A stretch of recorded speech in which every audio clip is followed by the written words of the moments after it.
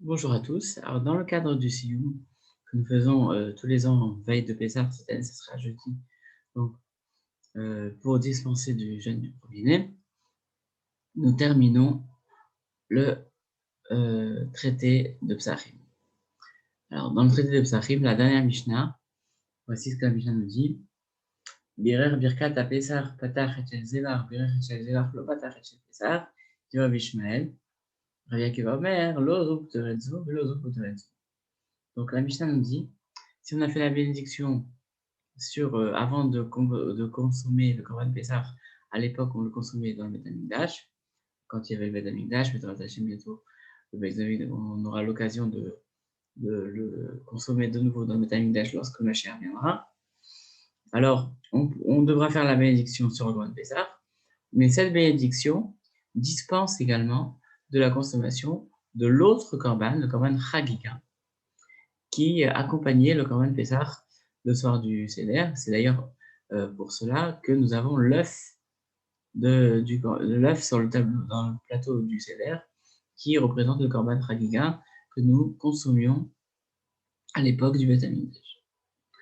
Et l'œuf, d'ailleurs, est un symbole de tristesse du fait que nous ne pouvons pas encore consommer de Corban parce que nous n'avons pas le Beth Amikdash. Alors que dans le plateau du Seder, ce qui représente le Corban Pessah, que nous ne pouvons pas consommer, c'est le 0,1. Mais le 0,1 ne doit pas être grillé, donc on le répète, puisque on ne veut pas montrer qu'on est en train de consommer un Corban, ou le Corban Pessah en dehors du Beth Amikdash. Donc, c'est vrai que le 0,1 est grillé, c'est vrai qu'il est sur le plateau, mais on ne dit pas que c'est le Corban Pessah, c'est un souvenir. En tout cas, voilà, ça c'était une allusion, c'était une parenthèse. En tout cas, la bénédiction que nous faisons sur le Corban Pessah, vraiment au moment de consommer le Corban Pessah, pouvait dispenser de la bénédiction du Corban Chagiga, du Zévar, du sacrifice du Corban Chagiga qui accompagnait le Corban Pessah. Parce que, justement, selon Rabbi Ishmael, le Corban Pessah était le principal, alors que le Corban Chagiga ne faisait que accompagner le Corban Pessah. Ça, c'est l'avis de Rabbi Ishmael. Rabbi Akiva Omer, l'un ne dispense pas l'autre, c'est-à-dire que chaque Corban a son importance. Le Corban Pessah n'est pas plus important que le Corban Chagiga, et le Corban Chagiga n'était pas plus important que le Corban Pessah. Chaque Corban était une mitzvah à part. La Gemara. Keshetim Tseloma, le dit Rabbi Ishmael, Zrika, Bichla Shvicha, Velo Shvicha, Bichla Zrika, dit Rabbi Akiva, Lo Shvicha, Bichla Zrika, Lo Zrika, Bichla Shvicha. Donc on veut dire que, dit Rabbi Ishmael, oui, c'est ça. Donc on avait dit, on voudrait euh, mettre en parallèle la discussion que nous avons dans notre Mishnah. On voudrait faire une autre parallèle avec une autre discussion concernant le mode opératoire du sacrifice du Corban Pessah qui était Shvira, qu'on devait verser le sang dans le misbéach, sur le misbéach, alors que pour le Corban Chagiga, il y avait Zrika, il y avait l'aspersion du sang sur le misbéach. Donc, selon Rabbi Ishmael, pour qui le Corban Pessah était supérieur au Corban Chagiga, donc le mode opératoire du Corban Pessah était aussi supérieur au Corban Chagiga, dans le sens que si une personne n'avait pas fait la zrika, mais avait fait plutôt la shvicha, c'est-à-dire il avait versé le sang du korban, du korban sur le misbéach, alors dans ce cas-là, hein, ça aurait marché quand même. Selon Rabbi Akiva, non, pas du tout. Lo shvicha vichla zrika, velo zrika vichla shvicha, l'un n'englobe pas l'autre. Le korban Pessah dans le korban Pessah, on devait verser le sang. Dans le korban Chagiga, on devait asperger le sang. Si on a fait l'un dans l'autre, ça ne marche pas.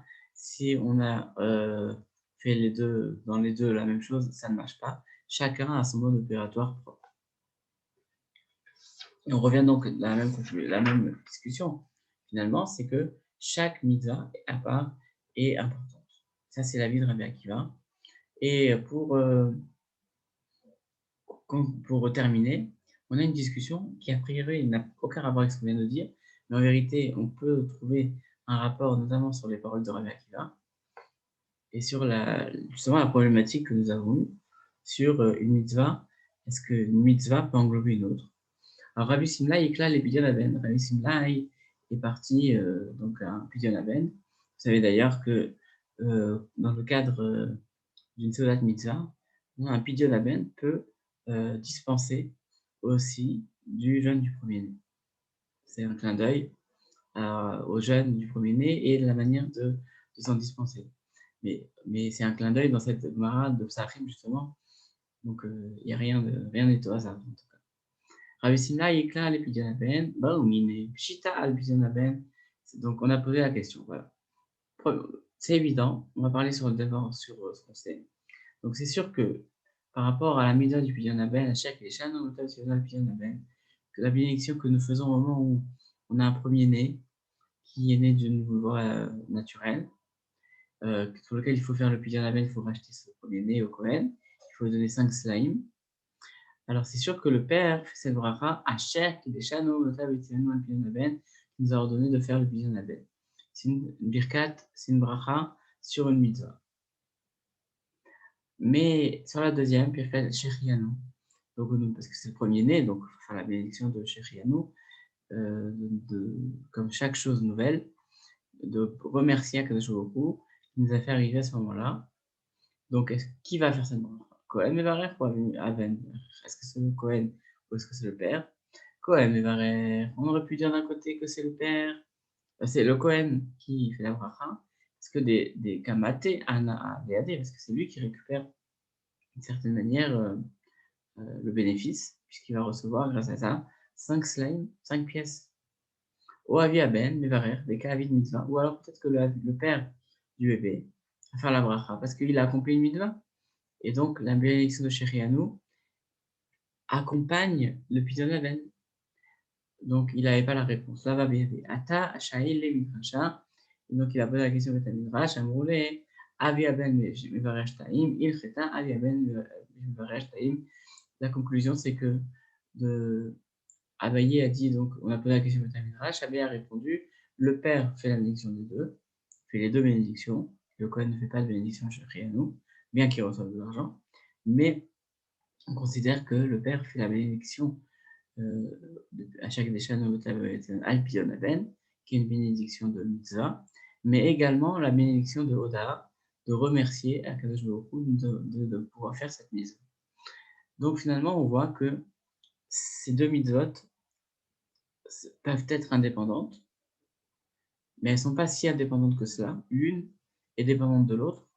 Donc, on voit la discussion entre Rabbi Ishmael et Rabbi Akiva. Est-ce que ces deux mitzvot sont indépendantes ou pas? Est-ce qu'une peut se faire sans l'autre? Et finalement, on voit que l'autre, non. Donc, on va selon Rabbi Ishmael, qui dit que une mitzvah est dépendante de l'autre, que la bénédiction de Pidyon Aben ne peut pas aller sans la bénédiction de Shechian. Adran Chalan, Rabbi Psachim, c'est la Masachet Psachim.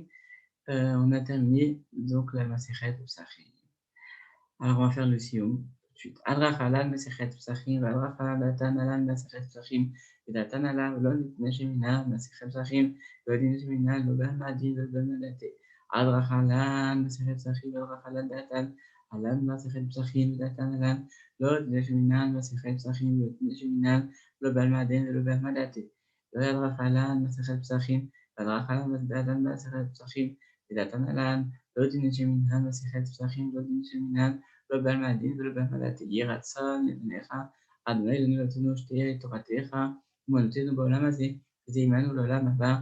חיינה בר פפא, רמי בר פפא, נחמן בר פפא, אחי בר פפא, אבא מרי בר פפא, אברהם בר פפא, רכיש בר פפא, סוחר בר פפא, אדם בר פפא, דאור בר פפא. הערב נא אדוני אלוהינו דברי תורתך, לפינו וביא עמך וישראל, והנה אנחנו כולנו, אנחנו תצאנו ותצאי עמך וישראל כולנו יודעי שמך ולומדי תורתך, ואויבי איתך כמיני ועבדיך כרעם מיני, יהי ליבי תמים בחוקיך למען ולבוש, ולמדתי ולשכח ביקודיך כי יום חינתני, ברוך אתה אדוני להבני חוקיך, אמן אמן אמן, סלע ועד. ועודים אנחנו לפניך אדוני אלוהינו, ששמת חייתנו ויושבי בית המדרש, ולא שמת חלקנו ויושבי קרנות, שאנו משכימים, אנו משכימים דברי תורה, ומשכימים דבריהם ותלתים, אנו עמלים והם מעמלים, הנמלים מקבלים שכר, ונביאים ואינם מקבלים שכר. אנו רצים והם רצים, אנו רצים לחיי עולם הבא, הם רצים לבאשה אחת. שנאמר, ואתה אלוהים תורידם לבאשה אחת, עד שתביאו מלמעלה ויחצו ימיהם, ואני אפתח בך.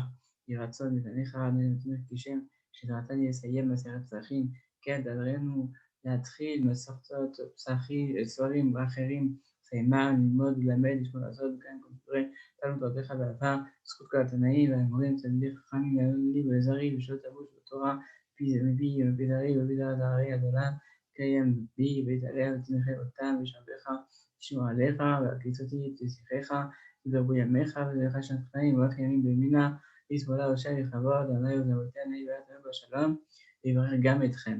ויברך גם אתכם, ללמוד ולמד, לשמוע סוד, יעמוד לכם ולזרעכם, שלא תמוש לתורה מפיכם, מפי זרעכם, ומפי זרע זרעכם עד עולם.